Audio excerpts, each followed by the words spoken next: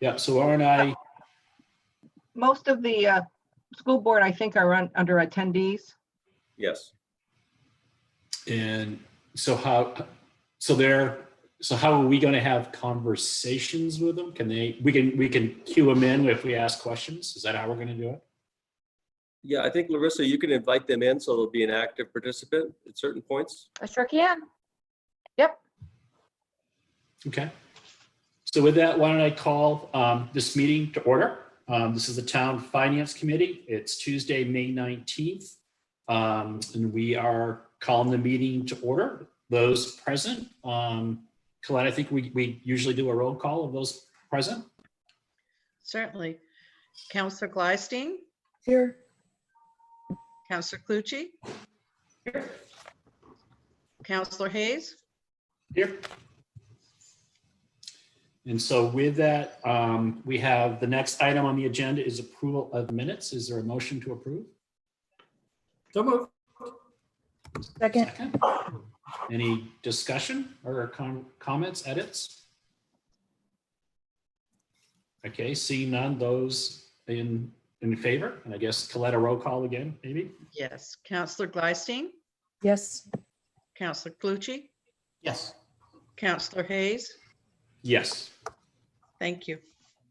Then I think the next agenda item number 4, we had talked about at our last finance committee meeting. I think, Tom, you were expecting some report in, maybe some data that would be helpful, maybe not. But your 2 items you wanted to talk about, one is the revenue, just kind of an update if there is one. And then Sure. 2, I think you had a bond sale you wanted to kind of just update everybody on. Yeah, let's start with the revenue. Yeah, I believe the information is coming in tomorrow. That's the best information I have. So I don't have any update from the state main revenue services at this point, but MMA has been working with them in the governor's office very closely. And the last word I heard was tomorrow we'll get some further guidance. So as soon as I have that, I'll share that. I would just simply say Colette worked on the sheet that I had developed, and that was kind of the talking point for your last meeting. And we just kind of filled it out a bit further. So I think, Larissa, if you could just share that screen so we can all take a quick look at that.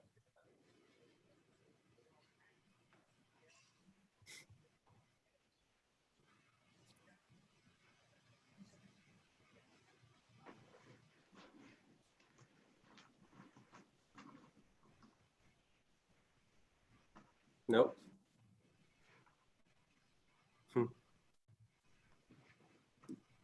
Tom, which one did you want me to show? It was the first one. It's a revenue comparison screen. It was the first one that you clicked on. I apologize. Mhm.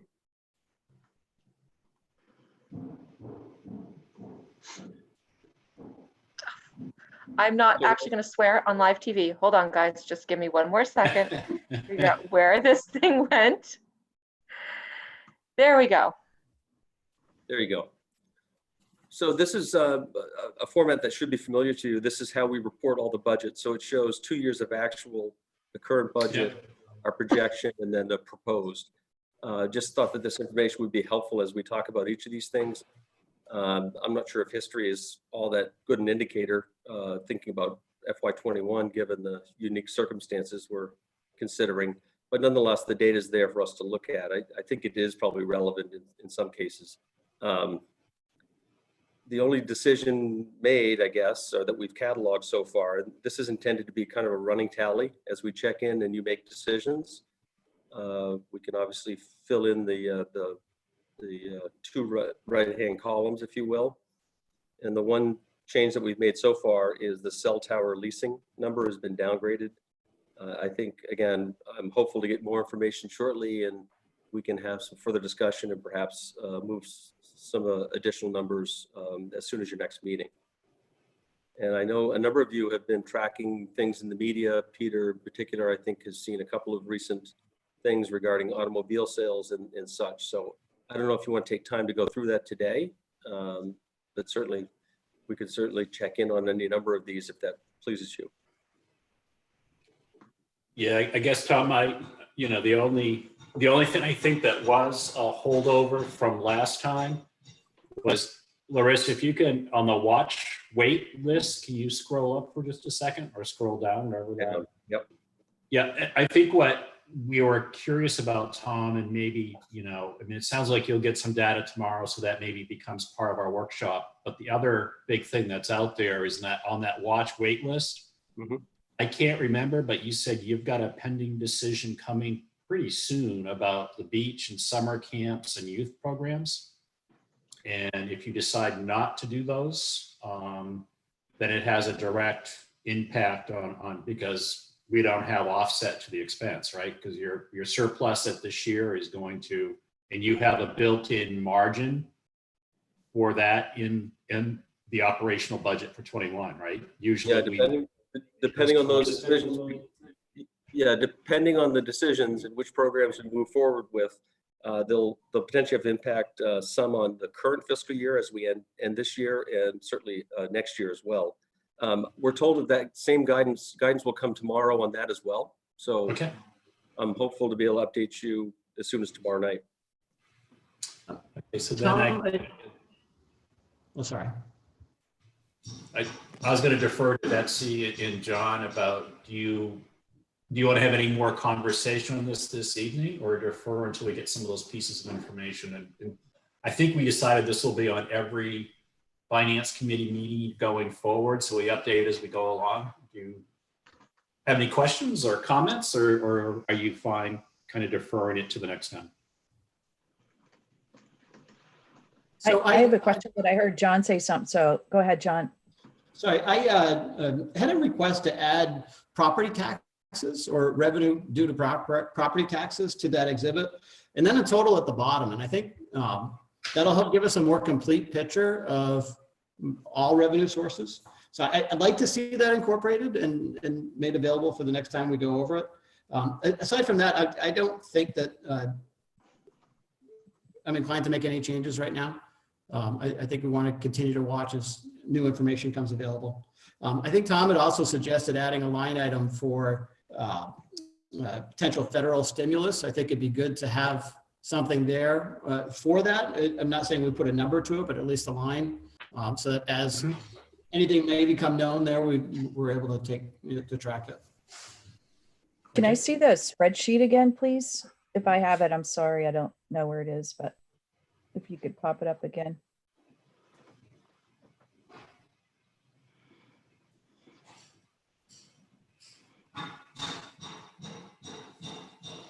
Okay, great, thank you. Yeah, so I think the only other thing that we talked about was sort of the table that had been developed for excise taxes, that it would have not just numbers, but dollars associated with it in each of the tiers, or levels, or whatever they're called. Tiers is kind of another word we're using right now. So Yes, thank you. I did capture 5 different questions that we're working on as we speak, and I'll just run through those quick. I'll start with that one, Councillor Gleistein. There were 2 things on excise. One is to look at dollars instead of units, and also to find an answer to the question regarding the surge in fleet registrations this year in particular. We'll have those answers. They're readily available. Other questions I cataloged last time were kind of a worst case scenario regarding homestead exemption. I'm not sure who brought that one forward. There's also a question regarding special police reimbursement. And the last one I have is more of a legal question, that in the event we find ourselves needing to amend the budget after adopted, what impact, if any, does that have on the school portion? And I do have a question into the town attorney regarding that matter. So I'm keeping track of these, and I'll be reporting back as I have the information. I had Can I just something else, speak? but go ahead, Larissa. I just want to speak quickly to the excise questions.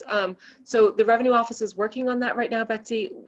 We do not have the ability to quickly run a report on those dollars versus units through our Munis system. So they've put out a call to the City Hall of Biddeford. That was one of the instructors that you had for that class that had developed that model. And the revenue office there said they had no idea how those numbers had been done. They also don't know how to do that within the Munis system that they also use. So they're checking in with their city manager to find out how he went about finding those numbers. And once they've done that, they'll report that back to our staff so our staff can do the same model. Great, thanks. So Tom, I had another question. you said on community services, you're waiting for guidance on that. Is that something that guidance from Todd or guidance from like state and what they're going to allow, or what's the guidance on that? Guidance from the state, and if that guidance has certain restrictions, which we presume it will, I think we need to consider what those are and how that will affect a program of our size. It may require multiple locations and additional staff, and so it may be so onerous that it's not worth it.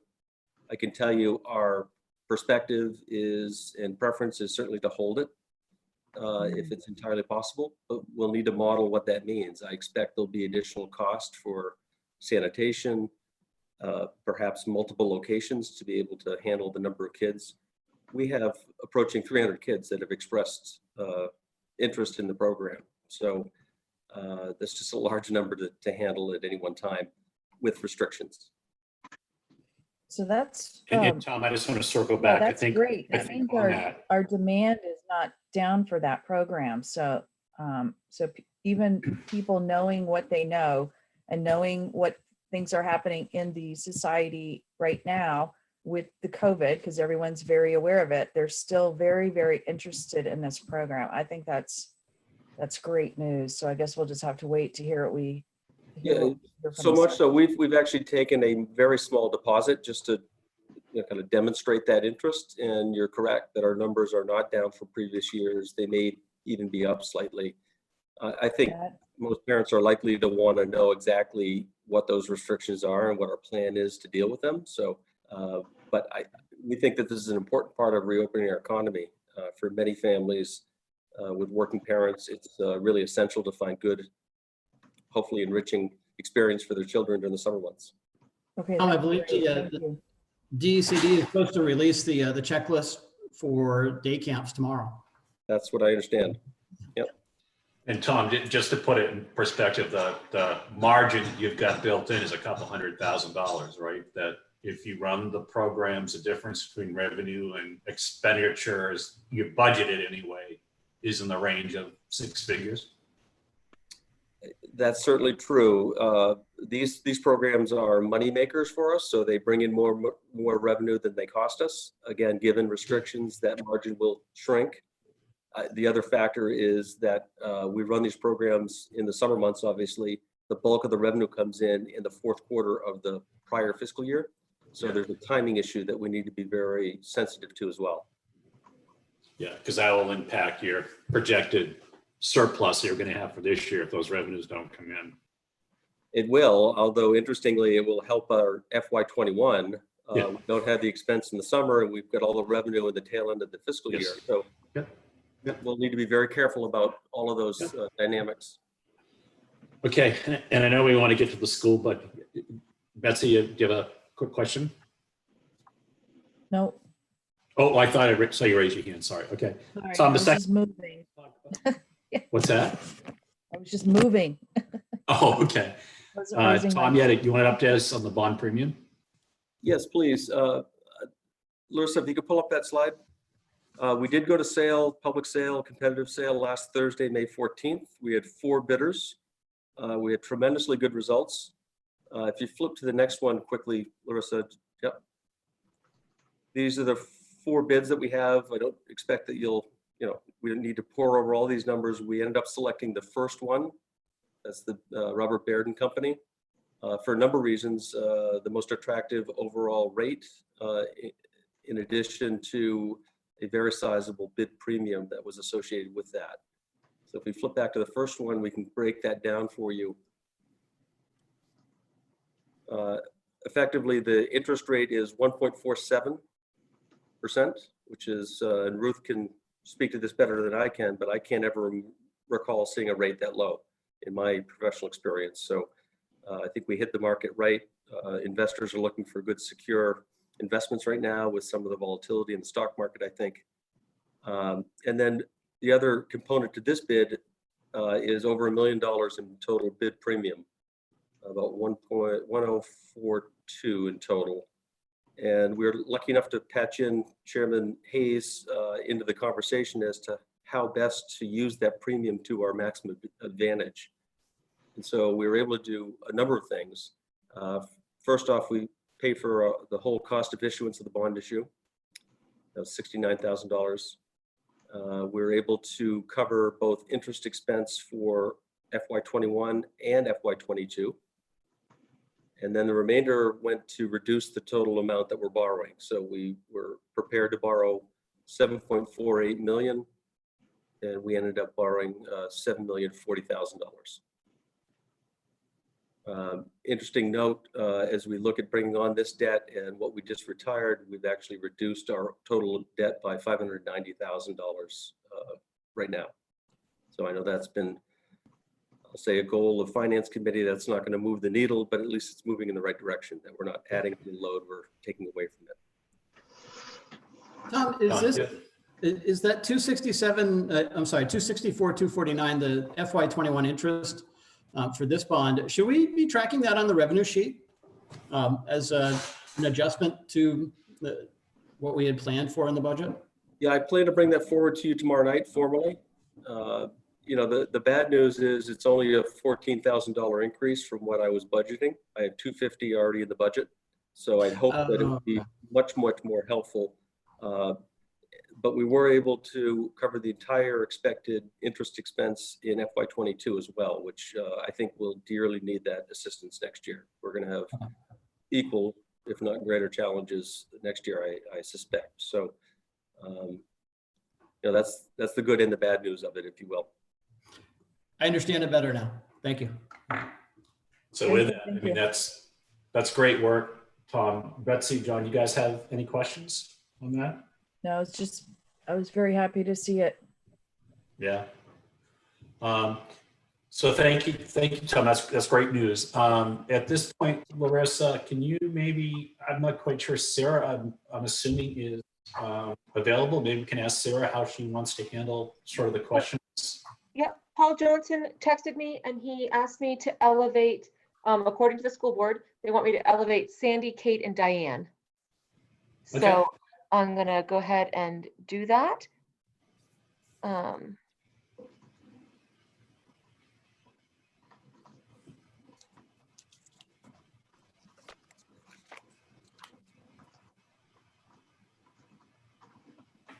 Diane. Thanks for joining us. Kate, are you there?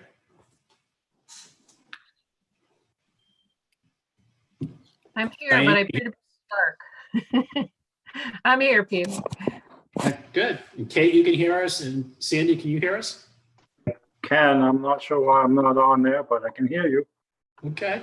You can't see our pretty faces. Yeah. So how would you guys like to proceed? You want us just to kind of ask questions, and you guys will kind of, who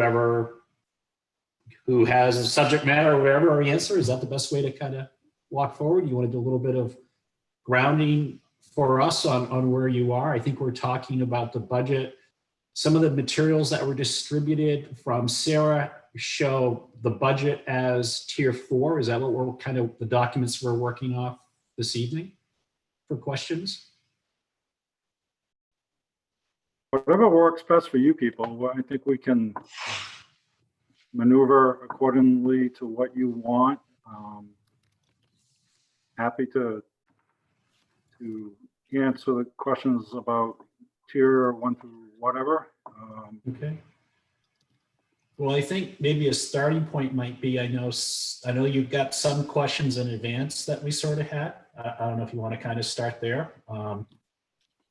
You know, and kind of going down through that list. I just had some questions on sort of a higher level. Just, I noticed when you did your finance committee last week, I think it was last Friday, in the capital budget, there's $100,000 for long-range planning, which I think I heard the description of that was for the new school engineering and project work.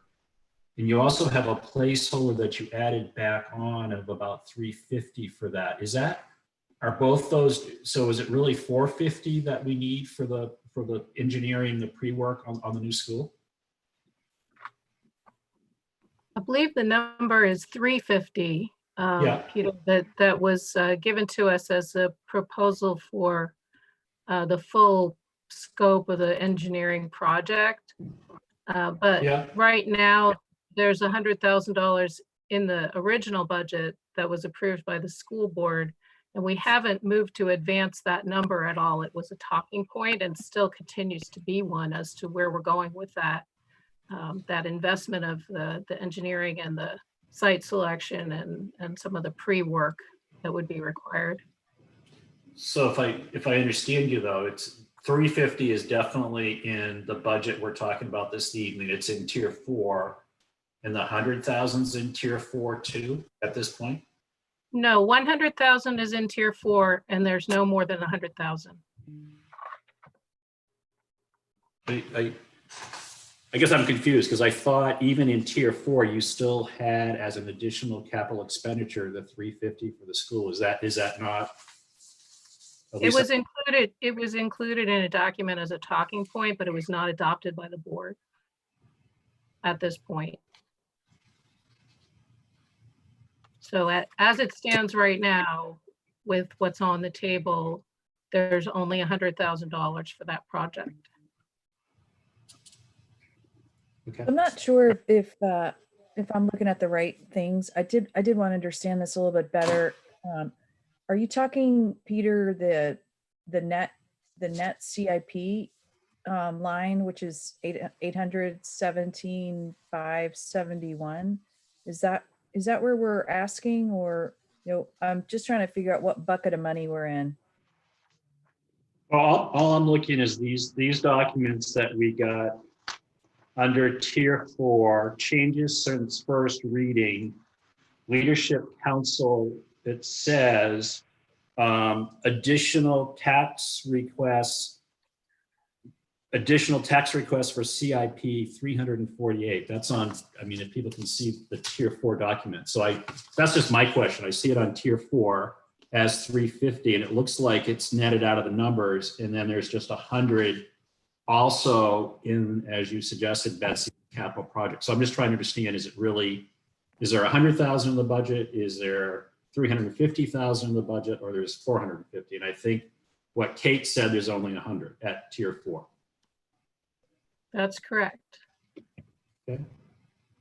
Yeah, I think part of the confusion there is that, as Kate characterized, that was a talking point that was brought forward, I think, at that April 29th discussion where the Yeah. 4 tiers were reviewed. The difference with that project is that the thought at the time was that that would be bonded and therefore not have impact on FY21. And so, Yeah. yeah, I'm not aware that there's any impact other than the original $100,000 in the original CIP at this point. Okay. Thank you. So Tom, the school tax rate computation sheet that we saw last time in our meeting, the net appropriation for that is 817,571. That's correct. Yes. And so that didn't change, did it, from the BOE first read, that number? I believe it did. I think a number of the changes they proposed in one or more of the tiers, I don't recall exactly, Kate may, did affect the capital ask. So I believe that number did change from the original. And I can look If it back would at be the, helpful, if it would be helpful to the group, I do have a copy of the capital budget with reductions that I could share on the screen. Yeah, Kate, I think that'd be helpful to get to. That would be I think great. we do. Well, I think we want to review the capital expenditures, or at least what you're proposing. So yeah, it was really hard to, you know, to know what was still in and what was still out, because some of it was appropriated, some of it was bonded. But I don't know if we want to get to the capital at this point, or just review anybody that's got questions on expense and revenue first and then pivot to capital. I'll defer to Betsy and John and how you want to work through the numbers. I'm good with looking at the capital because it is a big bucket, and not that we'd be making recommendations, but just to understand it. And my understanding, at least I talked to one school board finance member, and they said they haven't looked at it yet either in depth. So I I have found it hard to kind of be on the same page with that. So as long as we're talking about it, for me, I'd be good to talk about it now, but it's up to you, Peter. Okay, that's fine. Yeah, if you- I mean, the way I look at the school budget is we have a school board who really manages the details. And what I'm looking at is, are we spending in total where I think we should be?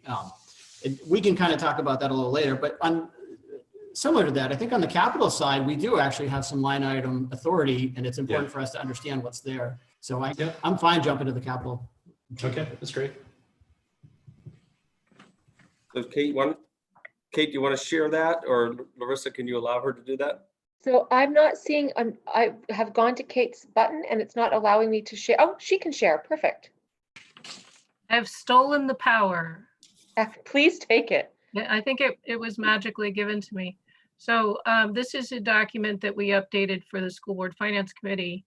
And if you were looking at the tiers document that we've been working with, in tier 1, there's a reduction of, I believe, about $348,000 in capital projects that had an impact on the tax rate.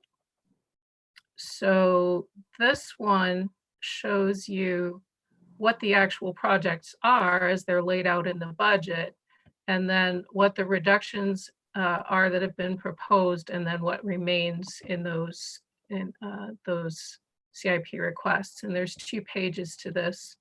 It's laid out as equipment and projects, the same way that the budget book is. And if we were to add up the ones with the A, what would that come to? So it appears that the bottom line reduction, because we added $92,000 in a B, in a bonded category here, the net reduction is $256,000, but it was $348,000 in the tiers. Let me see. Let me switch to another document here real quick. And as she does that, I can verify that in fairly accurately. To your question, Betsy, earlier, the revised comp sheet showed a total capital request of $817,571, whereas the original capital request was $1,074,044. So Okay. I think that's that 256, if you will. Okay, great, thanks.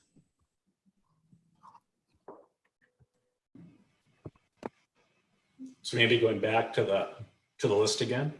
I'm kind of hopping around here a little bit, guys. I wanted to put up the tiers for just a second. This is the first tier. And one of the sections in that reduction proposal document down at the bottom of the first tier is a selection of those reductions to CIP projects that affect the tax rate. So that's where this the information about the reductions is gathered, and then the document that I was showing a minute ago, which I will go back to, see how coordinated I can 400. be. Go ahead. So it's a $350,000 reduction and then an add of $92,000.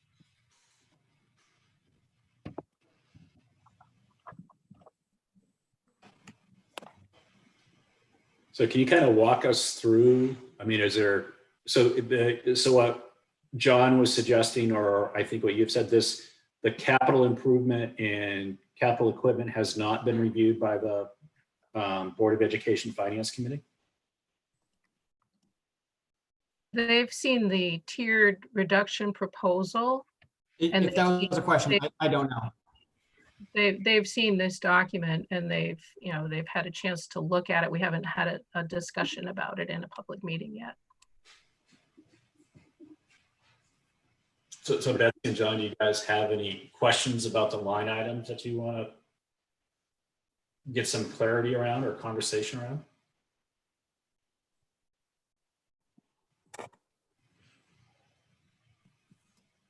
So If it's helpful, I can speak to the buses to start. There had been some questions by residents about the school bus replacement schedule. It's a big number. And that, at least that's what I've received the most questions on. Yeah, If I agree. somebody wants to take that. I just want to point out, not to discount that question at all, because it's certainly valid in coming years. But we did focus our attention on the items in capital that are selected to be appropriated in this current fiscal year in FY21. And we didn't really focus heavily on the bonded items because those have an impact in coming years. And again, not to say that we shouldn't, Right. but in looking for a way to quickly reduce an impact on this coming year's tax rate, we were focusing on those with the A. Okay. Yep. Makes sense. But We did, Yeah. we did a little bit of wiggling, but that was pretty much where we spent our time. But one of our concerns, I think, at least on the municipal side, we're also, I mean, I don't think this is going to be a 1 year sort of blip. I think this year, certainly as we had the delegation come and talk to us, this could be a couple year challenge for us, as next year the state's going to be dealing with their own, revenue shortfalls. And it's a rule of thumb is every $1 million, for every expenditure that we get bonded, it's about 10% in debt service. So it will have a carrying cost. These things are approved this year. They'll have an impact on next year's budget as we start to look at it. So anything we can delay a year or push out in time makes next year's budgeting easier. So I think, Katie, appreciate that you haven't, really haven't talked about the bonding side, but that's something that probably is a worthwhile conversation. And certainly, the buses, so I think the question becomes, is there any wiggle room in that bus schedule? Yeah, absolutely. And I think Diane was prepared to talk about why we have 3 buses in there and, what our approach is to that. So Great. maybe we can have that part of the conversation now. Sure. Yeah, so, just to provide you with a little bit of background, in general terms, we do look to have a regular bus replacement schedule. That is important because we have over at least 22 buses on bus runs every single day. And we certainly travel many, many miles a year throughout Scarborough. And so in general, we look to replace 3 buses a year. And I can tell you that if we look back in past years, in 2013, there was no bus replacement. And in the years 2010, 2011, and 2012, only 1 bus was replaced each of those 3 years. If we look at what we're looking to do for the coming year, we are looking to retire 3 buses. 1 bus has 130,000 miles on it. The second bus has 120,000 miles. So those are pretty worn in terms of life expectancy on buses. And then the third bus is a propane bus. And so it has only 80,000 miles, but propane buses have less range than our diesel buses do. If some of you recall, there was a period of time right around 2010 and 2011 where propane buses were kind of being touted as a new potential for school districts. But we haven't found that to have, the life expectancy that we hoped. I also had the opportunity to talk with Sarah Redmond today, our transportation manager, and about this. And she was saying that in the past, when they found themselves in a bind, they had looked to a partner district nearby us to borrow a bus, if you will, while one of our buses was out of commission. Because as you know, we have our own mechanics here in Scarborough, and they do all of the work on our fleet as needed, and they do a fantastic job. But what Sarah was saying was that in borrowing this bus from another district, she was appalled at the poor condition that this other district had in terms of safety and maintenance of their buses. And so I think that is something that we pride ourselves in, and wanting to keep ourselves on schedule and not falling behind, because the cost of these buses is quite exorbitant, and we certainly don't want to find ourselves, in another budget year needing to replace a large number of buses at one time. I would just add that one thing that kind of keeps me up at night a little bit about these older buses is that once you get past 10 years of age on a school bus, it's very difficult to find replacement insurance coverage. Most insurance companies will not write you a policy that replaces the vehicle after it reaches a certain age. And so we would be in, again, quite a bind if we needed to replace a bus that was damaged in an accident and weren't able to rely on that insurance. I think the other thing I just would add, it'd be nice to get on a schedule so that perhaps we wouldn't have to ask for 3 buses in 1 year. I worked in a district similar size to Scarborough, and we were able to probably order 2 buses every year, and it avoids that feeling of trying to get caught up. And so I think if we got these buses and we could get to a point where you would not be requesting 3 buses every year. And I just think when it comes to safety for our students, I think we got to make sure that all vehicles meet the requirements and that our children are safe. So I would recommend that we try to keep that in there and get to a point where we can get on a system schedule. So we're not coming in 1 year asking for 1 bus, another year asking for 3 buses. Just a quick question there. Peter, I'm sorry, John, go ahead. Yeah, I just had a quick question. What is the average life for a bus in terms of mileage? Because I mean, I hear these figures. I hear there's we have 20 buses and 20 routes, and I know in the past we've had issues with not enough bus drivers, but it does seem to me like a big fleet. And I'm just kind of curious. It does seem every year we're buying 3 buses. We don't do it every year, but what is what's the expected life of a mileage on a bus? And maybe, I'm not sure I have the perfect answer for that, because it depends on how many miles certain buses drive. I know, probably anywhere from 6 to 8 years, they start to begin to look their age. But then sometimes with certain buses, they might not have the high mileage. So you might get 10 years out of them, but it's again, I come to the point where I think the safety is the key issue here. And today with the cameras that you can get, it saves a lot of time with student discipline, with kids fooling around on the bus. Obviously, you can get to the bottom of a discipline issue right off, given that you've got the cameras, and just the quality of these buses today are much better. So again, it is, for me, it comes down to safety, and we feel we need 3 new buses. So Sandy, a quick question of the 3 buses, one has 130, one has 120, one has 80,000 miles on them. Are there any safety issues with those 3 buses? I would have to check with Sarah on that, to be honest with you. I don't have that answer right here, but I can get that to you. And then just another quick question. So there's 22 active buses, but how many buses do we have in the inventory in total? 29. So we have 29 buses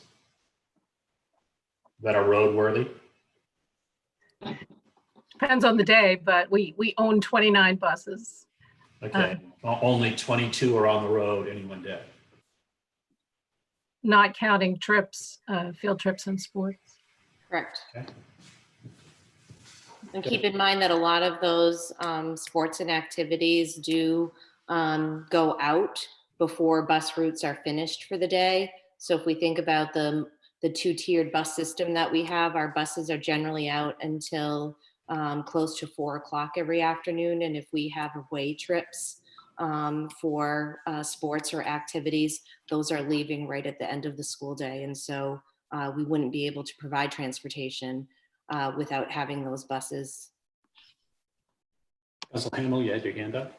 Yeah, I just had a follow-up. I mean, I know this is, this stuff has just come on us very quickly. You probably haven't had time to do this, but have we done any modeling, in terms of what we think, school sessions will be, what sports will be, what field trips will be? I mean, everything you're reading suggests this is going to go on for a while. What if we get into the fall and we realize we've got we're buying 3 buses, but we, may not need as many buses because we have reduced trips or we're doing more remote learning. So I think there's some big questions like that. So it does seem to me, is this really one of those years where we want to go ahead and buy 3 more buses, just like it's another regular year when we have very big questions about what the demand is going to be? Betsy or John, any other questions you guys have on buses? I do. So in general, I think we're looking at a capital budget that is going to be relatively light next year. I think we'll be reducing our debt. Just that seems to be the way things are shaking out. So I'm not, and I think interest rates are, as we just saw, remarkably low. So I'm not opposed to including things in the capital budget that are necessities, and to also taking a harder look at, or closer look at, the appropriated items and seeing if those could be bonded for those reasons. For the bus schedule, I can't say I have great clarity on it. Let's say that the guidance comes down as you can only run your buses at 50% capacity because you're going to try to enforce some sort of social distancing on the bus. Are our buses currently running full, or do we have room to spread kids out? And then do we have the ability to bring on extra bus drivers if that's needed to accommodate getting kids to school in COVID-19 era? So bus drivers are really hard to find. Our director, Sarah, oftentimes has to get really creative to get substitutes for bus drivers. So that's a real challenge. And sometimes it's even challenged to hire a bus driver. And in regards to your other question, that's a real challenge for us to look at social distancing on school buses, because then we would almost need more buses or vans to accommodate that. So that is going to be a summer planning opportunity for us. And we're just waiting to hear from DOE on the advice that they might have from the bus department at DOE. It's a great question, because I am worried about that, as well as the cafeterias and the libraries. And you think about it, the magnitude of all of that is huge.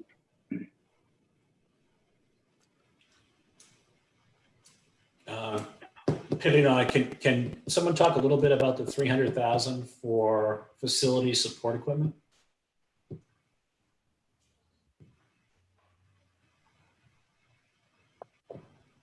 Sorry about that. I thought what I might do is pull up the original budget document here and see if we can show you a little detail about what's in that.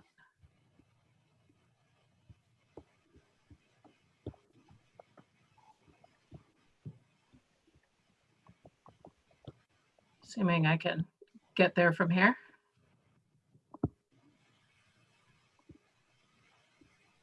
Just while Kate's doing that, I just wanted to offer a comment. I fully subscribe to the theory of trying to even out, anticipate when the need for this rolling stock equipment is, and even out the purchase of that equipment. We do that on our side, the luxury of having our staff do all the maintenance. We have a very good understanding, depending on the nature and the type of the vehicle, when it starts to cost us from a maintenance point of view, and when it starts to lose value from a trade point of view. And based on that information, we have developed a series of different protocols for replacement, and they vary depending on the type of vehicle, including buses. The exact number escapes me, but I think it is in the range of a 10-year replacement schedule for the buses. We can confirm that. So this is the detail of what's in the facilities support equipment category. And I believe the truck is called out in the grid we were just looking at, and then the rest of it is lumped together for the 299 there that you saw. And we did actually reduce that a little bit. I don't know if Sandy wants to speak a little bit to there's two projects that are kind of linked together here. One is to retrofit space in the high school to create a STEM classroom. And then the other is to build a garage to put the stuff in that is currently in that space at the high school. This year we hired a STEM teacher, and most STEM teachers who, have technology and equipment, and she's like going from classroom to classroom with a cart to try to teach her class. So she's very wonderful and patient, but that's one classroom where she should be in a classroom with her equipment and not have to feel like she's going from classroom to classroom. So this is an opportunity for us to take the garage at the high school, where we have a lot of our maintenance equipment, trucks and stuff like that down there, and turn that into a technology lab place for that new teacher. And it's one thing in education, things are changing quickly, but technology is so important. And this is STEM is a hot topic right now, and kids are right into it, and they love that class. And so it's time, we feel it's time to find space for that. We bounced a lot of different ideas around, could we rent a space? Could we get a modified garage of some sort, maybe made out of canvas? But just, again, it didn't really make sense, because the equipment that Tom uses is on a regular basis, and he needs to have access to it, and to have it on campus would be ideal. How big a building? Now, Sandy, do we have any classrooms at the high school that could have fit that purpose, or does it have to go in the garage area? That's the only space that we could find. I mean, that high school is very tight. You might have a little conference room here and there, but I know Principal Ketch really tried to get creative and look for different spaces for the high school for that program. And there's just no space. So we wish there was, because this would be much easier to deal with and not have to put the money into a garage. But at this time, we just feel like this is a need. It's got to happen, and it's important for the students to have that program. How big is a garage? Just, I mean, 250,000 for a garage seems like must be a big garage.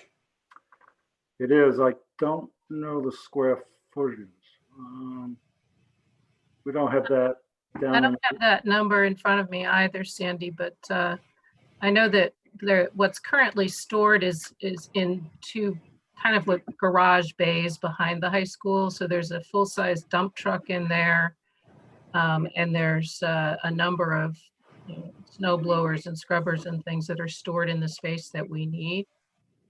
So they were looking for a fairly sizable space to remove all of that. Just as a dump truck could be outside, right? It doesn't have to be in a covered storage at 250,000. I mean, that's a big item. Sure, depends on, protecting your investment, basically. Is there nowhere that the town could store this type of equipment?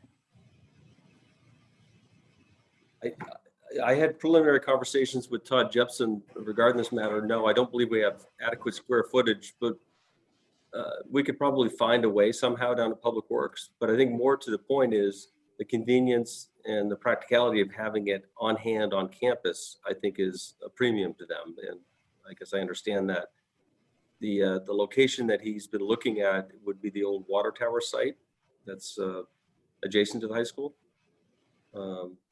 That would be a discussion with the town council since it's town property, not school at this point. But that's all I know about the project.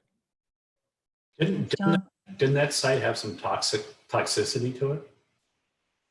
We've not tested it, but presumably it does. That tower has been painted and scraped who knows how many times through the years. And I suspect great precaution was not taken is the suspicion. So, there was conversation about putting community gardens up there. That caused some concern, but I think, pouring a slab and encapsulating the area, I think is a much different conversation. So can you, Councilor Hamley, yeah? Yeah, I mean, here we go again. I mean, we're going to build a building for storage and there's no other options. We're talking about convenience. What about storage areas that exist, not far away in town? I mean, there's no other option than to build a storage building. I mean, I just don't know.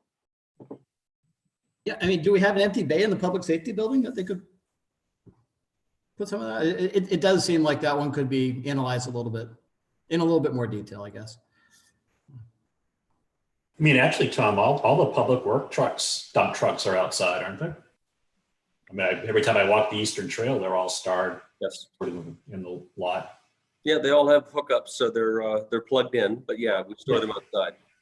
Yeah, I'm just thinking, if this is a tough budget year, spending $200,000 to shelter a dump truck that could be outside just seems, if we had to make choices between things that we should invest in, that may not be, at least, I agree with John. I think some additional information, especially on that site, because when you start trying to deal with contamination, especially if it was lead paint that was on that site, $200,000 could be a real conservative estimate of what it might be to do all the site work in building. Can you talk just a quick question for you, Tom, because I suspect this came from you, but the passenger van was an appropriation not bonded? Is that what we're doing for all vehicles now? Is appropriated instead of bonding? It depends on the type of the vehicle. The lighter weight, more kind of passenger grade, if you will, vehicles. Yeah. Okay. And this really flows from ongoing discussions at the finance level that we really ought to be discerning as to what we bond and what we pay going as we go. So we're trying to be true to that word here.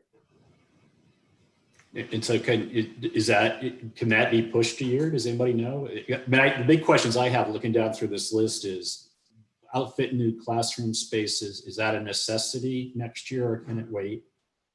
I don't know what the network switch replacement is, whether that can be pushed or there's options.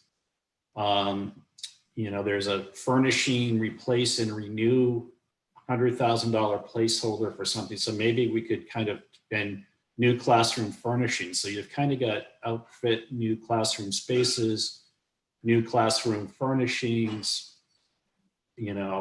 auditorium equipment. I mean, has there been conversations about if any of those things can be pushed out in time a year? I think, we've been around this barn before where if you don't have a plan and take little bites every so often to make sure that things don't get to the point where they crash and burn and the equipment's old. In our world, in schools, it's important to try to have a maintenance plan, a transportation plan, replacing equipment on a regular basis. Certainly, we can do anything to make changes or reduce the budget, but I just want to be mindful of, 5-10 years from now, whoever's here, that we leave the students in a good place and that we leave the district in a good place. And so, I would just argue it's important to have a plan and to replace things. And to Peter's point, that's not to say that we can't relook at this. I'd be really open if there was another space to put the truck, but we just couldn't come to any solution to that. The last thing we really wanted to do is build a garage. But at the same time, we feel the need that we got to store that equipment there. So, Yeah, well, Sandy, what was the conversation? What's wrong with the dump truck being outside? I don't know if it's just the dump truck. I wish Todd was here because I think he could talk to other components of the equipment. My guess, maybe there's some snow removal machines. I've not been in that garage or part of that building, so I really can't speak to it, but I can get that information for you and for us as well. Yeah, but Sandy, I think part of our issue is, we absolutely understand and we've supported routine, planful maintenance of all our properties. I think what we're facing in the next 2 years is, there hasn't been an event like what we're facing in a long time. So this is a little different scenario than we've ever faced before. When we start talking about on the other side of the equation, the choices that we're making, I just think this is an unusual time where we really need to think about how do we get through the next 2 years with a minimal impact on all the vested parties that are out there. And it's not that we won't replace buses and other things over time. The question just becomes, is there a filter? Or are there some things on this list that could be pushed out a year when we know much better about all the unknowns that we've already talked about in the last couple of sessions? There's just so many things swirling. There's so many uncertainties. I think what we're trying to do is think about, let's do what we have to do this year.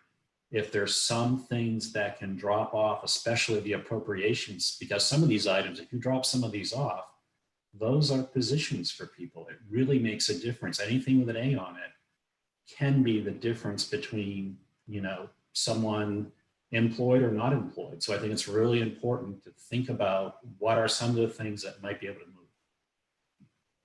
Peter, if I could, I think there are some things that we've programmed for appropriation that theoretically, legally, technically could be bonded. We're trying to stay true to your capital purchase policy, which takes into account the longevity and the type of item and the value of the item. But that's a policy of the council, and we can modify that if you wish. I think Councillor Clucci's point was well taken. There's something to be said for taking advantage of the low interest rates, and so we shouldn't be immediately averse to bonding, given the climate that we are enjoying right now and will likely to in the future. Just to add to that, back to the garage, I hate to build a garage if we don't need to. And the new public safety building is relatively close to the high school. Can you just track down? I thought we put an extra bay in there, or future use bay. Just maybe see if there's something that could be a lease arrangement that might fit the need for now. We can look at it. And if it does. Betsy, thank you. Betsy, did you have I think you're on mute, Betsy. Yep, sorry. Can I ask like a related question, but not exactly what you guys are talking about right now? So I apologize, Russ. I always have to try to reconcile numbers back. So I'm trying to understand, because we get a lot of documents and a lot of presentations. So can either Kate or Tom, can you help me reconcile the slide that Kate has here, which I think if we look at the A's, they can't, whoops, this is a different slide, but yeah, there it is. So if we looked at the A's on this, or at least what I could see, so maybe this isn't the whole slide. Can I not see the whole? There's two components. There's capital improvement projects and equipment. Right. Okay, there's two Yeah. sections. So I'm to just get trying to your bottom line- reconcile from the school tax rate computation sheet. So the the CIP net appropriation for 817,571, what makes up that number? So clearly it's some things on this list. What else makes up that number? That's where I'm just trying to understand that. So that's my own not understanding, because I was able to reconcile it back on the town side, but I'm not quite sure on the school side. It's certainly all the items that are proposed to be appropriated.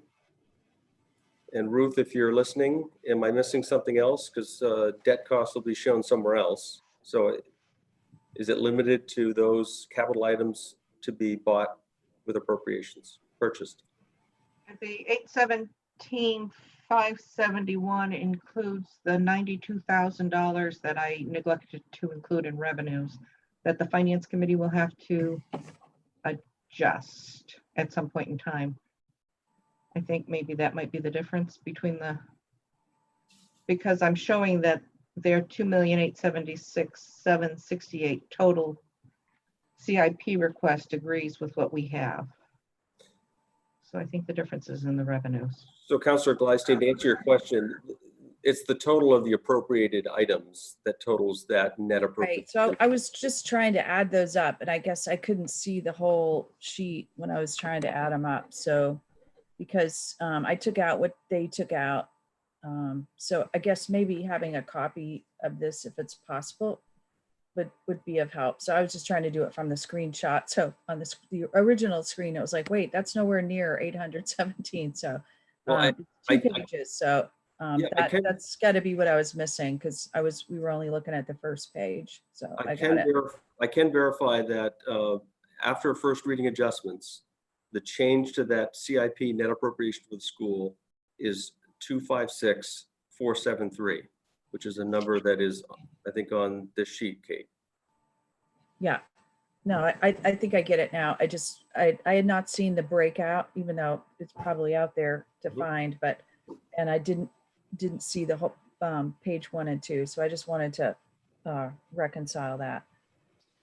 Yeah, so is it possible to get, just out of curiosity, not like we'll go through it again because it's on the school side, but it would be helpful to have this list if it's possible. I can share this. If I don't know if this is one of the things that Sarah sent over or not, but I can share could this be. with Tom and also the original CIP budget, so you can see the detail, the one that I was sort of popping back into.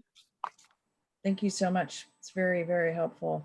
Sure, sure. So Kate, can you go back to the prior one just a bit? I mean, I'd asked a question about some of the other items, the outfit new classroom, network switch, furnishings, replace and new classroom furnishings. I mean, all of that comes to 300,000 plus in auditorium equipment. But again, were those, Sandy, your response was, I know you're saying we need to do these on some routine replacement basis, but are there are those, they're all separate line items. So are there different reasons behind why they're broken out separately? Can you just talk a little bit about those? Your new classroom furnishings are for the modulars.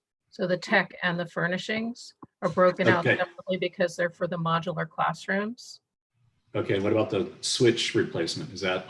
That's under our tech department, and I don't have the details on that. I'm not sure if Dawn's sitting in, but I can get the other sheet up here again. Dawn is available if we want to call him up. No, it's okay. And what's the other, going back, maybe just kind of a follow-up, going back, Kate, to the bottom?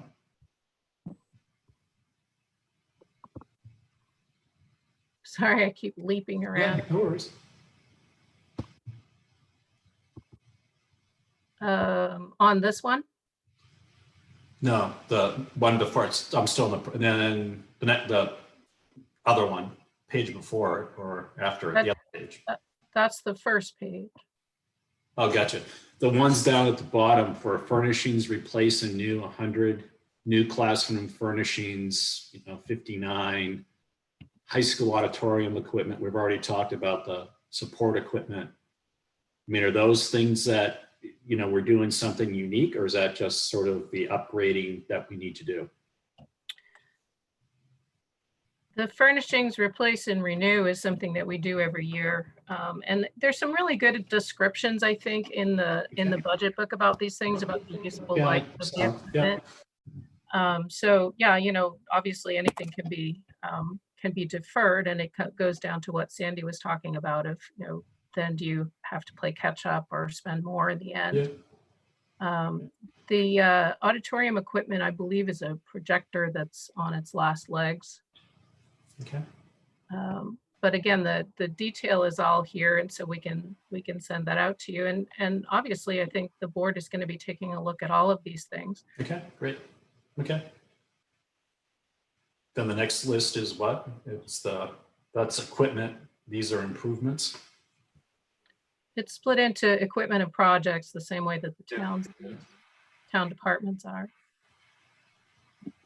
So just one quick question on that. You said the modular outfitting, and I'm sorry that I don't remember the details, but I know when we funded the modulars out of the school impact fees, there was some for outfitting. Is this a different modular? Is that something we could fund through school impact fee?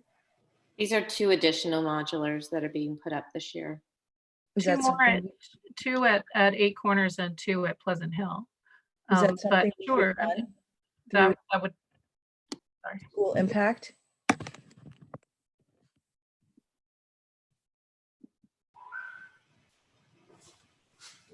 Is that something we could fund through school impact fee, Tom? I'm thinking possibly. This was the source of I'm sorry. Possibly this was the source of a lengthy conversation this time last spring. And frankly, I would just need to refresh my memory. I think you probably could stretch the definition to include these things. As I recall, some counselors took some exception to that. So possibly, I'll say. I think it was just John. I'm kidding. Not to pick on John. I'm kidding. I mean, if you're going to spend the It money, wasn't just John. I'm not picking on John. well, I think his point was we would need to make a policy change, which was a good point. But school impact. Those in my mind, simple thinking. We're putting up modulars because we have more kids coming to those schools. So, to me, that's growth impact. That's where I see it. yeah, I mean, just to clarify, so you have money that you're planning to tap for school impact fees, whatever we collected 2 years ago. You're going to apply that to interest for brick and mortar. I think that's a clean way of using those funds. To the extent there's excess like there was in prior years, I guess I don't theoretically have a problem with spending it on major capital improvements as it's worded. But I don't see any benefit to taking money that's going to pay for interest expense and to instead put it towards outfitting a classroom. To me, you're just paying, you're taking from one hand to pay the other hand. So I don't see any economic benefit to doing that. So I'd rather keep it clean to the extent. Right. So John, that last point, keep it clean, meaning keeping it in the capital stream or keep it in the impact fee stream? I would keep it paying interest on major school capital improvements. Yeah, so keep it in the capital stream, right? Yep, yeah. Yeah, okay. All right, does anybody have any questions I have on this list? The HVAC, I know we got to do. Anybody else see anything on here that they have a question about?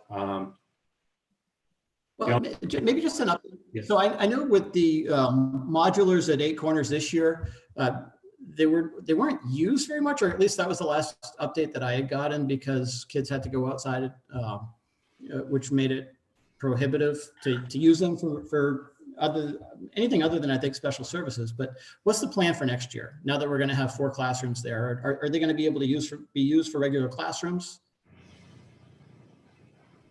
So just to back to your point, it was, I believe, an art teacher that we put out at Eight Corners in a position. So kids are coming back and forth from class to class. So just wanted to let you know that.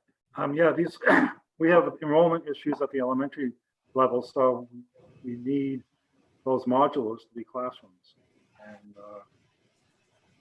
if we didn't, honestly, if we if we didn't have the kiddos, we wouldn't be asking for any more modulars. But elementary, we're up, we're growing, and it's gonna have an impact on the budget. I But can, really, I mean, you go, as you know, you go out to those 3 small schools, we're running out of space. It's just, as far as the land too, just where to put them, and then it impacts parking and stuff like that, so. Gotta be done.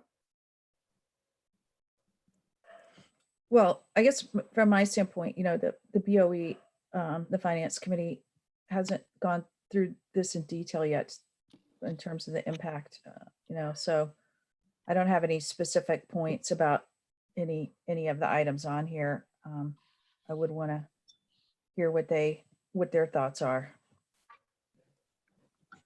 Okay. All right, so you guys want to pivot back to the revenue and expenses for the school department? Yes. Betsy, you had some questions? You have some questions you want to? Most of my questions got answered. I listened to I had a chance to listen to the last meeting of the board finance, of the school board finance committee. So I think most of my questions were answered in that. I'm not going to ask them all my questions. I'm going to ask like maybe one to start and then let other folks pipe in. But I did take the new line item detail that Kate provided, which was extremely helpful. All the documents that you guys provided were very helpful. I'm sorry if I've seemed a little overwhelmed by them, because I felt like we were in depth going through ours, and then all at once it was like, oh, we need to look at another one too, which is awesome, but a little overwhelming. So I kind of went through, and there was a number of times when a couple of members on the BOE were asking, is there a way to pull things out by category type? And I know, Kate, you said go through line items and you'd pull some things out for them that they had requested. So I did a little bit of that pull out, but I'm not picking on any one category in particular. I kind of picked one at random. And I was looking in particular at some of the PERS costs, main PERS costs. Is there a driving factor? Because a number of them, even on tier 4, seem to be up.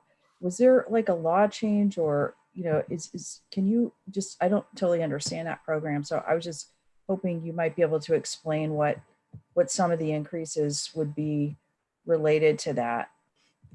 Betsy, are you asking about line item increases in the individual accounts? So I'm just asking in general, would there be something that has driven main PERS higher for whoever is entitled to it? Is there something in general that has driven that higher? For whoever's entitled to it? Well, it's a salary driven, it's a payroll tax. So for example, if you're a Social Security worker, your employer pays 0.6 or 6.2% of your earnings, whatever they are, into Social Security. Main PERS works exactly the same way. And so the employer share of main PERS, if the salaries go up, then the main PERS cost goes up at the same time in the same way. One of the things I did want to mention though is that in our budget, I know what you're saying about it being a little daunting because there's like 600 different line items. And so in a lot of normal budgets that you would look at, you would see a line item called benefits or payroll tax. In ours, we actually have to break out main PERS as a separate line. Right. And that's all required by Department of Ed reporting. Right. Yeah. And I found it pretty readable the way you have it broken down. So what percentage, so if salary bucket is, say, 200,000, what percentage of that is then main PERS? Right now it's 4.16%. And that's the teacher amount. So there's two different buckets of main purse. There's the, what they call the participating local district, which is non-teacher employees. And then there's the teacher group. And our contribution to the teacher group is much lower because the state kicks some money in there. For the non-teacher group, it's 10%. Okay, so it's 10% for the non-teacher group and 4.16 for the teacher group. Correct. Okay. So, yeah. So just looking at that, okay. Hey, Kate, a quick question on your summary of reserves or surpluses. There was a line item that said the school nutrition program had a $650,000 loss last year. Did I read that right?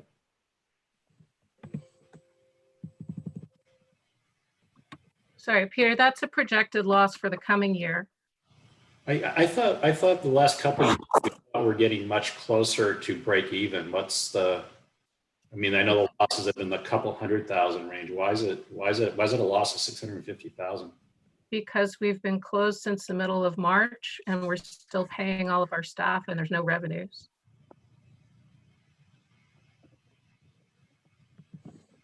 So that's what you're projecting for this year. What are you carrying in next year's budget? Right, because you're not sure. summarizing the surplus for this year. So you're thinking by the end of this year, we're going to have a $650,000 loss, which I understand based on what you just said. Mm-hmm. What are we looking at for next year, fiscal year 21? As a deficit? Peter, was it? Well, I'm not projecting a deficit for next year. Okay. But there is a $200,000 component that goes to the tax rate to cover that school program. Right. Yeah. So the way that the budget is built for FY21 is a tax support for that program of $200,000 up front. So I think the document you're looking at though was me trying to figure out what we were going to look like on June 30. Right. But I had thought because I know this has been a conversation every year, that we were trying to get the nutrition program to be self-supporting without taxpayer support. And I thought you had a plan where you thought we're going to get closer to that. So I'm just wondering, is there any room or ability to do that next year? So, do you remember those conversations, Kate, that we've had in prior years about trying to get closer to break even? I do. And I think that my perspective is that the money that we're investing up front is keeping us from having to use surplus that we haven't budgeted for at the end of the year. I don't see it as a way to completely zero out that fund. I don't see that as completely self-supporting. I don't know of a district that is. Okay. I thought that was prior conversation. So my recollection is that we were hopeful with the hiring of Peter Esposito, the new nutrition director. But more importantly, we finally, about 3 or 4 years ago, properly budgeted. And Kate, I think you'll admit this. Historically, we were just under, we're always running a deficit. And so we finally bit the bullet and are covering that as part of the budget, as opposed to having Kate deal with it at year end with a deficit in the $200,000 to $300,000 range year over year. And I think we actually were surpassing the projected income amounts for this year until we had our school closure, because we had made some changes to the high school and what was being offered, and certainly kids were buying more, and so we were seeing that, and we found ourselves in the situation that we're in. So I think that's sort of the gist of my question, because I think I remember that conversation saying we were pretty optimistic that we would be real close to breaking even. But it sounds like I understand what Kate's done in the projection for year end, and that it's impacted by, but next year it sounds like we're not trying to get to break even. We're relying on $200,000 from taxpayers to support the program. Is that a correct interpretation of? That is correct. And I think that it speaks to the volatility that we're facing right now. We really don't know what our school lunch program is going to look like next year. Okay. So we're maintaining the status quo in terms of the tax support that we had in FY20 going into FY21. We're held it flat. And just one curious question I had, and it's, you know, if you look at health services, it's about 159,000. I understand it's because we're hiring 2 full-time nurses because we're not quite sure. Was there any conversation about, you know, the only hesitation I have is once you hire full-time employees and fully loaded benefits, it's hard to make a change. Was there any is there any ability to, there are a bunch of nurses. I know Intramed has laid off most of their staff. I know, you know, Central Maine Medical Center has laid off a ton of nurses. Any thought about, is there a way we could lease these or contract these services out so we don't have the, you know, the perpetual overhead? Was that a conversation that took place or could take place? So we did look at that. The cost of contracted services, because we have had to use nurses for contracted Yeah. services in the past, like for summer programming, for example. Yeah. That cost is about $55 an hour through Maxim, which is a contracting company. And that is when we are able to fill those positions. And so there's, you know, so if you do the math on that and think about what a school week is, there's not a cost savings incurred by No, doing. but I thought this was being driven specifically because of COVID-19, what we have to do. And at some point, if they do develop, you know, a vaccine, or it's not as bad as we think, then you can stop the contracted services versus if you have employees on the payroll, that's an awful hard, that's a harder sort of way to make an adjustment if you find you don't need those services. So that's, if it's break even, you still have a lot more flexibility if the need goes away, and hopefully the need does go away. It was just a thought. Coming back to food service, do we have any discretion in our pricing? Is there opportunity for us to charge more to make up some of the gap, or are we mandated what we have to charge? That's one of the reasons that we took the high school out of the food services USDA reimbursement plan, because if you accept reimbursement from the USDA, then you have to keep your prices at a subsidized level. So yes, there are requirements if you belong to that program, and you hope that the offset of receiving funds from the USDA takes care of the difference of the cost of the food, but it doesn't always work that way. Okay, and then I guess just a general statement. We talked about, we haven't talked a lot about revenues. So not a statement. I guess the question is, where do you anticipate your state funding going, if you have an inkling? And then have you evaluated other opportunities to generate revenue, whether it be through increased fees or charging for things that we might not charge for today? I'd just be curious to hear what your thoughts are on that. I can speak to what I've heard so far, and we all know that at this moment, things keep changing on an hourly basis, not even a daily basis. What I've heard so far is that GPA is, I'm knocking on wood right now, is pretty much set for the current year, meaning FY20, where we are today. And that the state is hopeful, with support from the feds, that they'll be able to maintain GPA payments through FY21. I am a little bit of a pessimist, which I think is the natural condition of accountants. And so one of the reasons why I'm not proposing to use all of the fund balance I think will generate in FY20 and plug it in as revenue in FY21. One of the reasons that I wouldn't want to do that right off the bat is that, well, first of all, I've never been less certain of what the end of the year is going to look like. And secondly, I'm not sure what next year is going to look like for revenues, and it would give us something in the bank on the revenue side that we might be able to tap into in an emergency.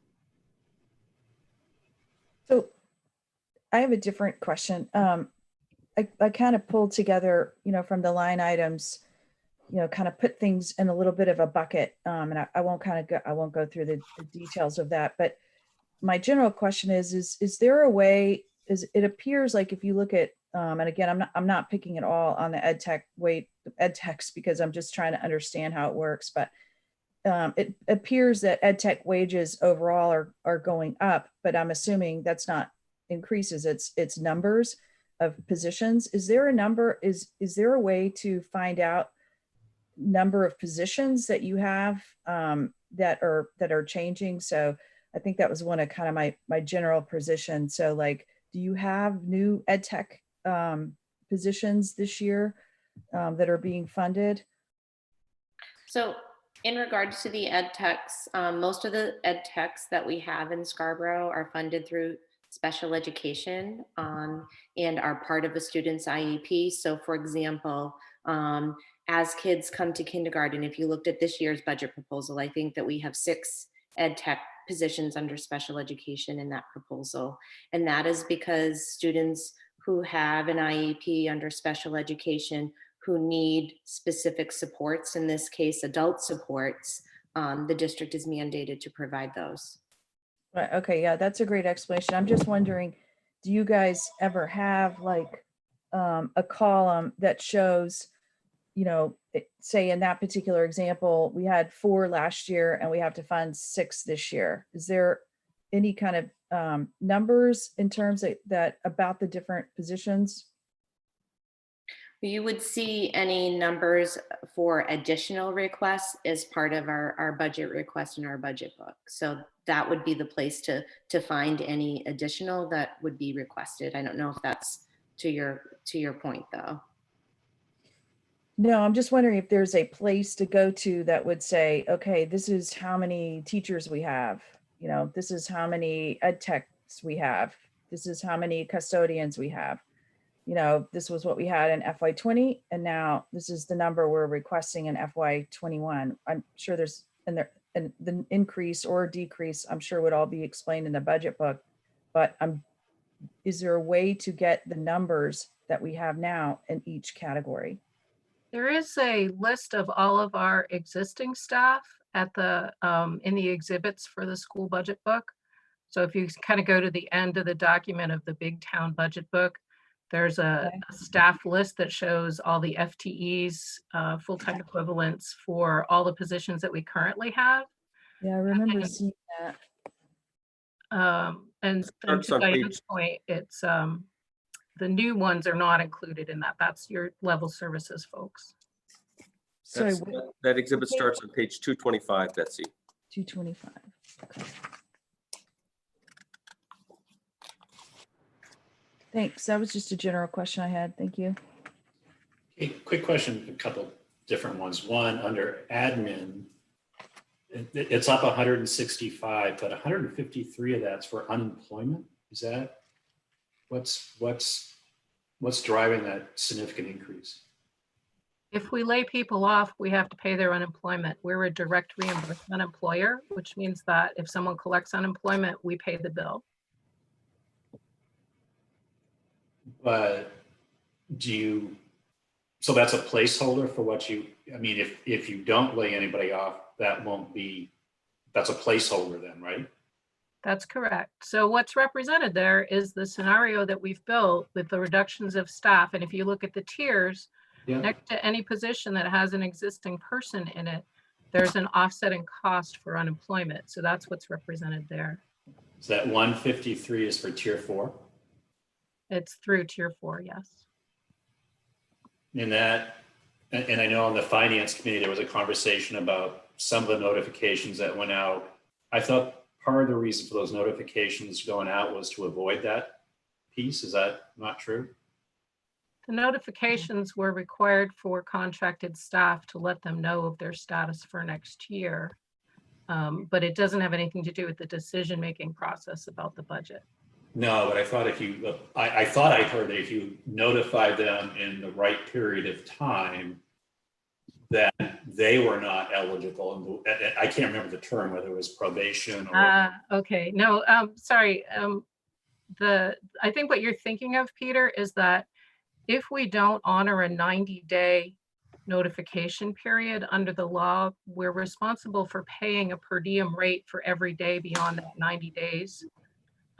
That we go with that staff. So it doesn't have anything to do with unemployment benefits. Okay, it has to gotcha. do with a contractual benefit under statute. Okay. And then a couple other, I saw pretty significant increases in retirement stipends. What is that? Is that what Betsy was asking about? No, I think Betsy was asking about Maine State retirement. Right. So what's retirement stipends? Because they're In our big teacher increases. contract, if a teacher retires with some restrictions on the amount of time they've been with the district, they're eligible to collect 30 days of unused sick time.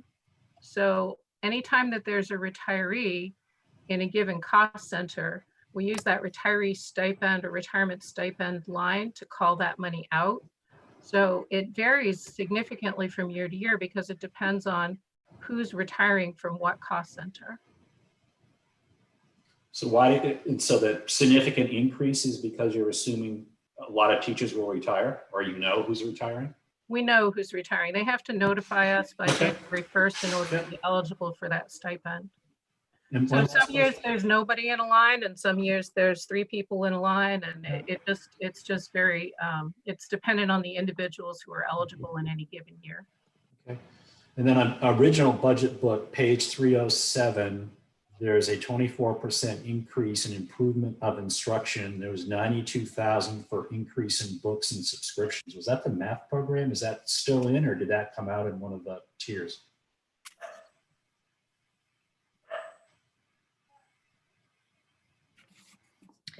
So that increase has resulted from a couple of things.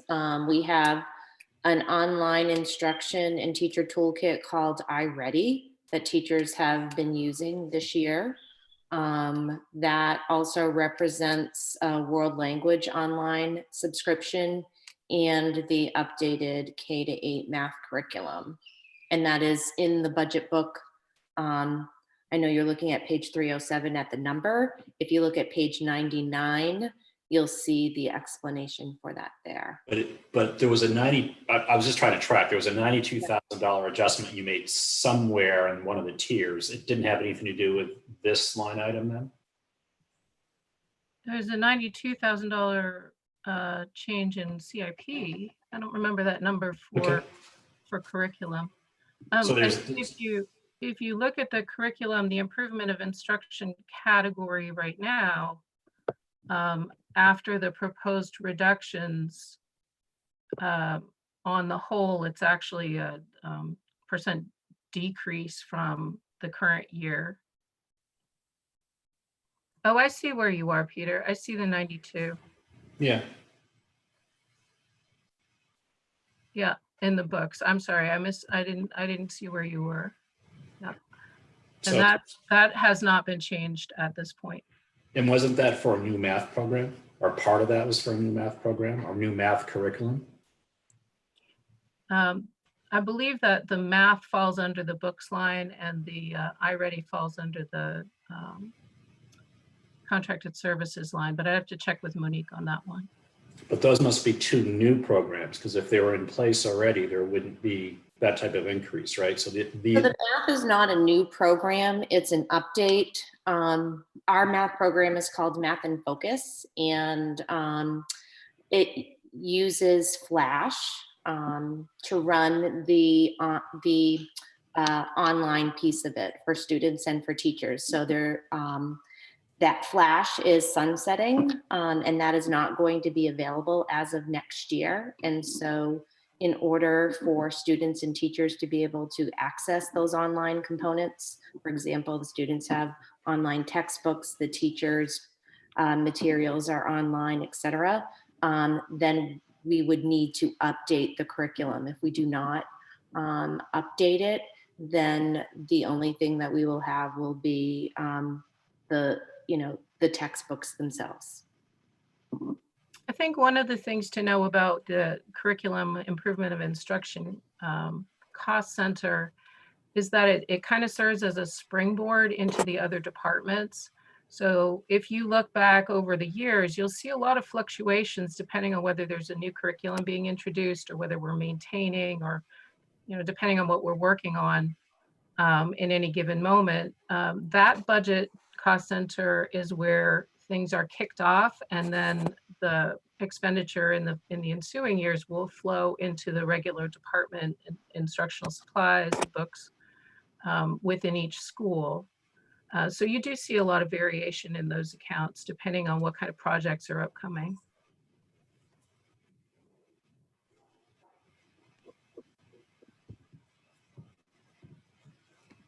And then the last item, I think you explained it, but guidance is also up 78,000. Is that a new position that's still in the budget, or did that get adjusted?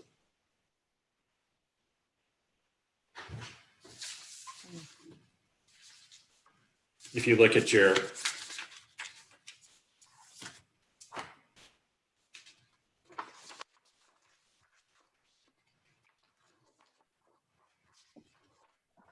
Are you with me, Kate, when I'm asking? Sorry, Peter. Yeah, I am. And I'm not really, Maybe I looked at it wrong. I'm not really sure where, oh, I guess I'm not seeing the whole thing here. Sorry.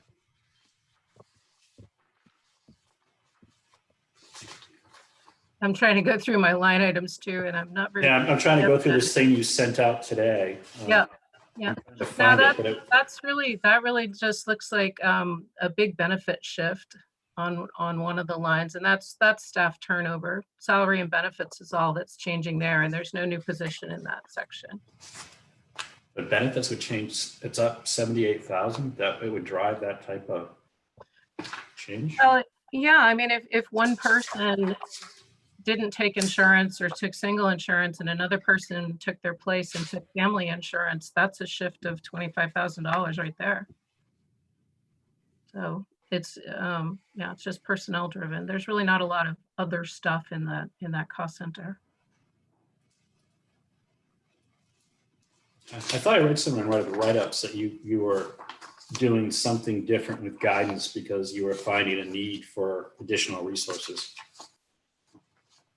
We had hoped to add a guidance counselor, but that never even made it into the first reading. Okay. Actually, we'd hoped to expand an existing position from half-time to full-time, but it didn't make the cut.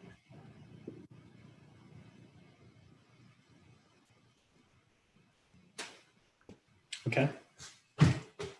John, Betsy, you guys have any additional questions? No, I mean, am I able to share my screen? So just walk through something real quick? Sure. Well, I mean, I say sure. I have no idea how to do it. But... Well, I'm gonna, let me know if this works. Can you see my screen? Yeah, we can.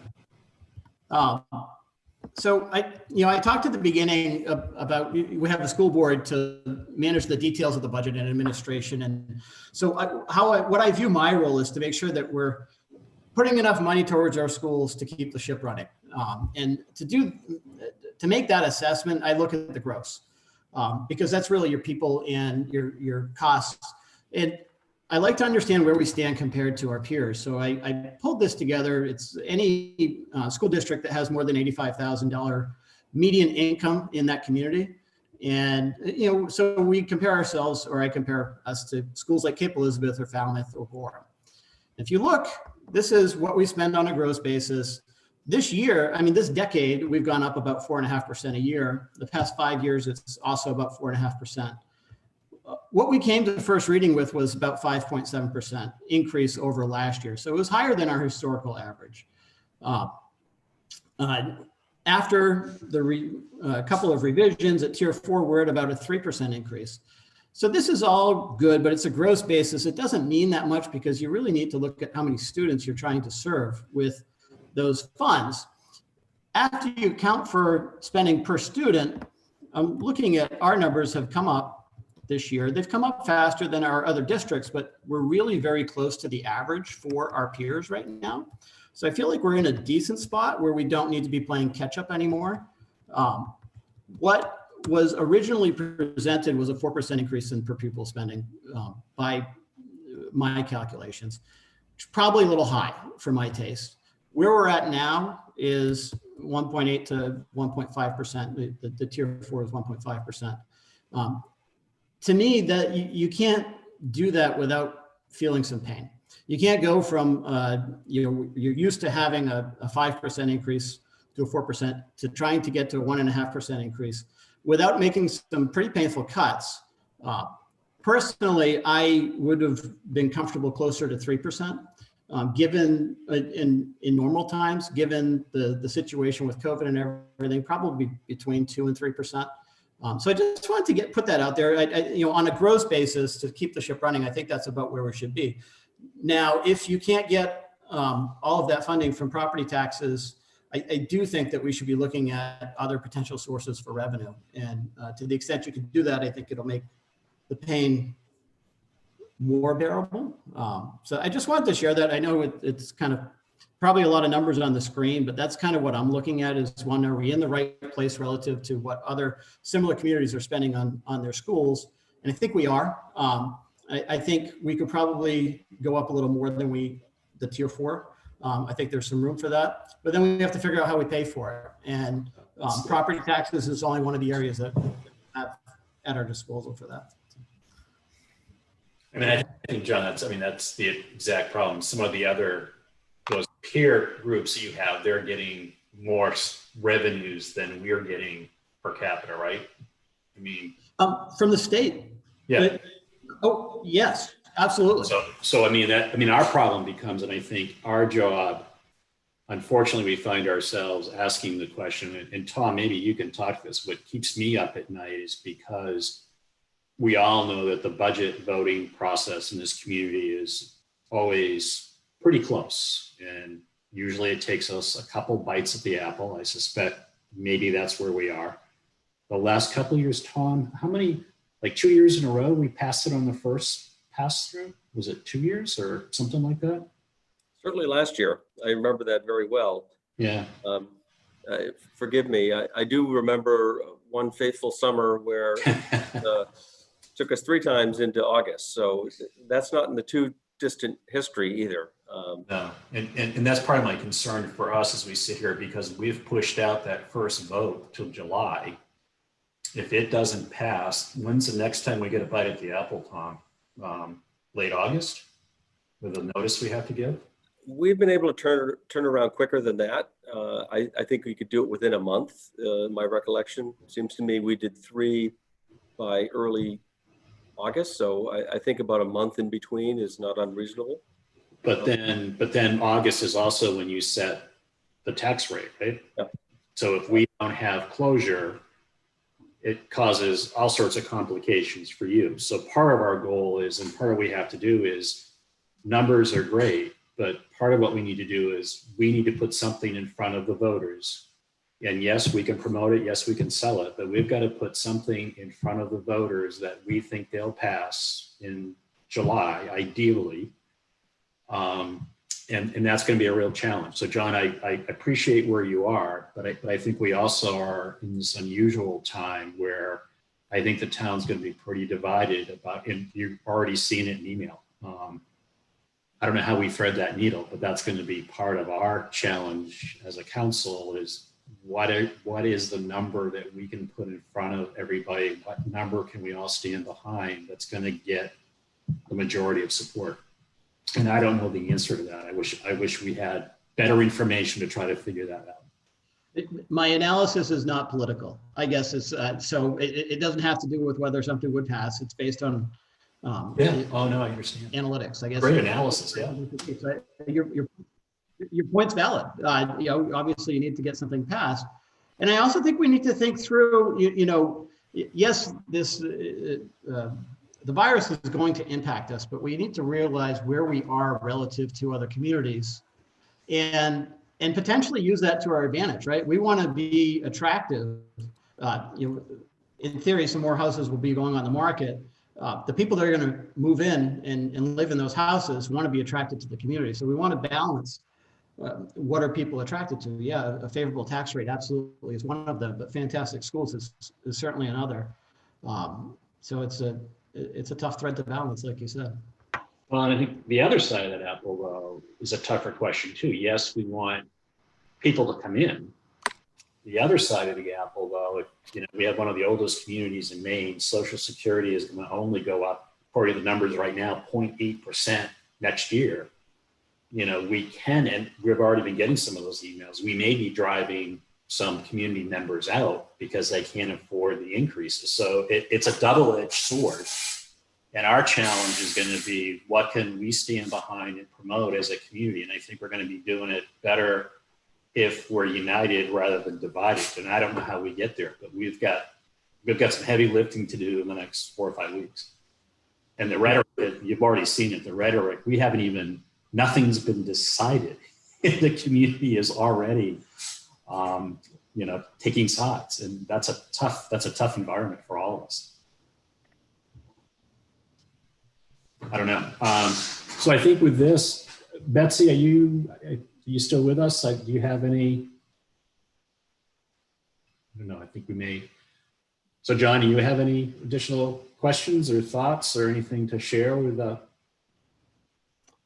No, I mean, thank you for, I know it's been a lot of work to pull together the initial budget and then the multiple revisions that you've gone through to this point. So thank you and good job to the administration. I guess I would have liked to have heard from some school board members, and I still look forward to that, to understand where their position is on the budget that's in front of us now. So I'll be looking for that as we move forward.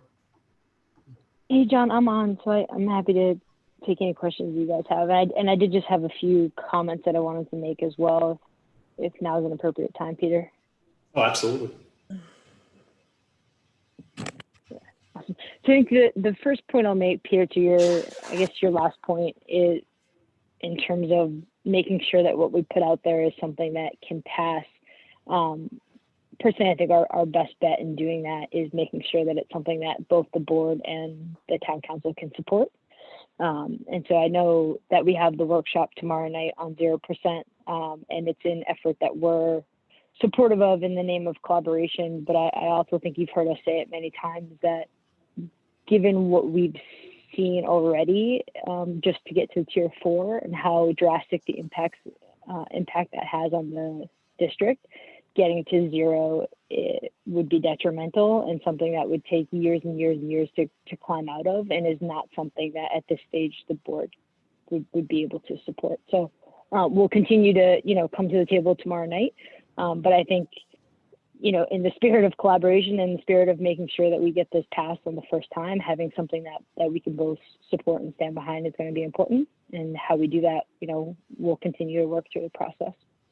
And the other thing I just wanted to throw out there for consideration is, and sorry, I was not a panelist at this time when you guys were talking about this, so I couldn't jump in, but very early on in the meeting, you were talking about the $100,000 that's assigned to the long range planning. And I think Kate articulated that $100,000 isn't sufficient to fund the planning and design work needed for a consolidated school. So we would actually had to add more in about $275,000 to get to $375,000, which is what we were quoted. And as you guys know, it's a difficult position for us to be in, right? Because that's a lot of jobs. And so it's going to be hard for us as a board when we've been saying to Leadership Council, we want to do everything we can to save jobs and anything that has a direct impact on students, so programs as well. And in a way, we would look like we're talking out of both sides of our mouth if we put that $275,000 back in to fund this consolidated school and continue to move forward. However, what I'm going to do is just ask you guys for some consideration at one of your upcoming finance committee meetings to look at other ways to possibly fund this, because the reality is COVID-19 or not, we are still a growing community. John, you just mentioned this. We're an attractive community. People want to move here. They want their kids to go to school here, and we just do not have room for them. And so the need for this school doesn't go away just because we're in a pandemic, and we need to figure out how we move forward with that project while also making responsible, budget decisions that don't impact our students. So if there's an opportunity for that to be funded out of impact fees or in another way, I would, just, I guess, request that you guys explore that in a little bit more detail. Great, thank you. Tom, quick question. How much is in impact fees right now? Is it about 165 or is it more than that? Oh, Say that again. Tom, I think you're on mute. I think that was, Sarah, can you still hear us? Yeah, I Peter, can still hear you guys. Yeah. Oh, I okay, don't yeah. have that information in front of me. It's certainly much more than 165 or whatever you Okay. just mentioned. Ruth, if you're listening, is that something you have access to right now? Would that even be a covered sort of? Are you talking about the school development impact fees? Yes. Yeah. This is as of February, so it's not totally current. But we have approximately 812,000 in there right now, and we're planning to use, I believe, 580 of that. Use 580 is already in the budget because that's the roll forward that you usually do. Correct, for FY21. I can get more current information if you'd like. Okay. One thing with that I would like to see, and I may be alone on this, but I do think that the school should get credit for that on their debt service. So I know that they have a debt service number on their side of the books right now. I think that school impact fee would make sense to shift over to the school side. I don't know if other members of the finance committee have an opinion on that. It just seems it would be a better alignment or a cleaner use of those funds. So say that again, John. Do what have the impact fees? So right now, we take the impact fees that were collected 2 years ago for school impact fees. There's other impact fees as well. But the school impact fees come through as a municipal revenue source. And to me, that doesn't make intuitive sense because they can only be used for major school capital projects. So I think somehow it happens because all of our debt service is paid from the municipal side. So we give a schedule to the schools that they put on their books. I'm just saying that I think that schedule that we give to the schools should be updated to reflect the impact fees. The effect of that would be reducing their debt burden. Just appreciate it doesn't change the bottom line whatsoever. It just matters on which budget that revenue is reflected. Exactly. Yeah. So let's have that that's a good conversation. So Sarah, can you still hear us, Sarah? Yep, I'm still here. Yeah. So with that math that Ruth just shared, 812, we're using 580, that leaves 232. What is it you were thinking you needed? You need about that, right? You need we have 100 and you need 375? We need, yep, the total is 375. So yeah, we need an additional 275. But I mean, listen, beggars can't be choosers. We'll take what we can get. Okay. So I think your request was, can that be a conversation we have? And we'll make a commitment. Absolutely. We'll have that conversation. Okay, thank you. Anything else, Sarah, or anybody else that's listening in from the Board of Education Finance Committee? Or is anybody raising their hand? Nope, not that I'm seeing. Okay. Oh, hold on. Actually, there's one hand raised from Hillary Durgan. Hold on, please. Okay. Hillary, you're unmuted. On my end, at least. She's still muted on screen. Oh, okay. Can you hear me now? We can. Can you see me? Nope, we can't see Oh, you. good. Yeah. That's good because I've been outside playing with my kids all day. So I just wanted to just really quickly. I couldn't let it go by. I just wanted to correct. I think it was John, you or somebody was saying that they had heard that the portables are not being used for this past year. And I just wanted to make sure that you all know that they are being used. So before they were built, a lot of the academic supports and the special activities like art and music were housed in classroom space that was in the brick and mortar part of the building. And what they decided to do was to take some of those activities and move them into the portables instead of like a second grade classroom or something like that. Because of the way you have to go in and out of the building. It's more natural for kids to be escorted to and from a special activity or an academic support classroom than it would be to have kids in a regular classroom out there asking to go to the bathroom or being sent down to the office or things like that. So technically they weren't used as like actual classrooms, but it's not like they were unused. So I just wanted to make that clarification and just put myself out there in case you guys had any other questions. Peter, you also have a resident comment that came in via email. Would you like me to share that with you? Just a minute, Larissa, maybe we're gonna do public comment next. So this is coming in from the public, right? The comment? Yes. Yeah, I think Betsy, I saw your hand up about something. Would you like to? That's okay. No, I mean, do you have your hand? No, yeah, I mean, I've been trying to really go through the detail. I do have some questions I think that I will pass to the BOE Finance Committee meeting. They were a little bit too detailed for this forum, although I thought everyone did a great job in terms of answering the questions. And there has been so much work done, and the detail provided by Kate and the leadership team is very, very good, much appreciated. I don't think I'm saying anything different from anybody else, but definitely saving direct classroom results wherever we could put off anything capital that's not direct classroom results, impacts on classrooms, and programming for students, certainly the camp that I'm in for sure. I've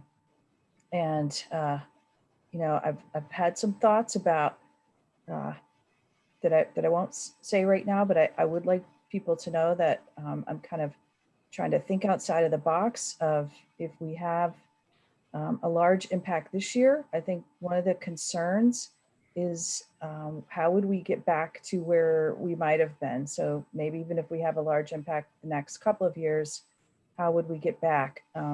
So I've had some thoughts and ideas on that. I think I would just say, let's be creative on that solution instead of saying, well, let's don't cut it this year because we might not get it back. If we need to cut it this year, let's think of a creative way to get it back. I do totally agree with Peter's point about contracting out the extra nurse support because I don't think in the long run, I'm very optimistic that we're not going to need that much nursing support. So I think a lot of good work has been done. I'm hoping there's still more that we can find. I did agree with some of the conversation with the BOE school board about boosters, and we've actually had creative. I know it's a lot of work. I know all the reasons it doesn't work, but this is year we got to make it work. So those are my comments. Thank you. Thank you, Betsy. Councilor Caterina. Yeah, sorry, I'm just jumping in here. I've been doing some work and running back and forth. Tom, this is a question for you.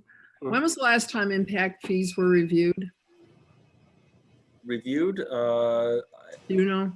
I don't believe they ever have been. Not during my Well, tenure. that's something that maybe we should be looking at. Just an idea. Well, in my mind, they go part and parcel with the growth management discussion. Right, They're part of the exactly. same evaluation. Right.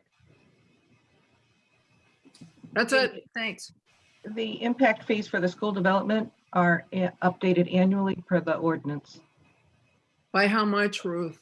It's by a certain Percentage? CPI based on some state or federal guidelines. All right. But Thank the- you. But the underlying fundamentals of the fee in the first place have not been revisited since inception. Right. Correct. Okay.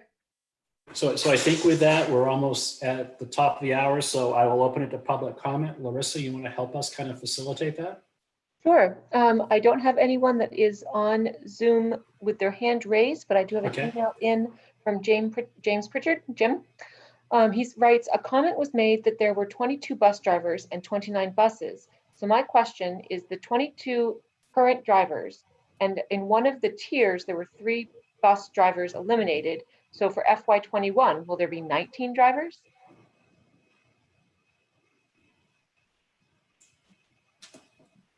If you would like me to provide information, I said we have 22 buses traveling regular routes every day. We have other drivers who drive vans with students. And so I'm not sure if that was a misinterpretation. I apologize. Yeah, I sense from Jim's question was just a question of how many bus drivers there are. And I don't know if that's Understood. And I think as Kate said, that information is in the budget book, but certainly we would be happy to provide that.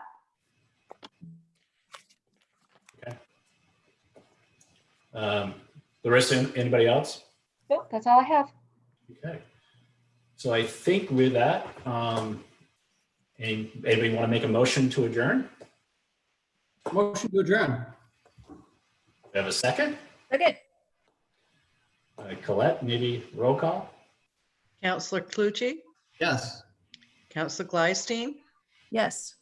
Counselor Hayes, Yes, and I thank you, everybody, for your patience and understanding and being here this evening. These are challenging times for all of us, so thank you very much.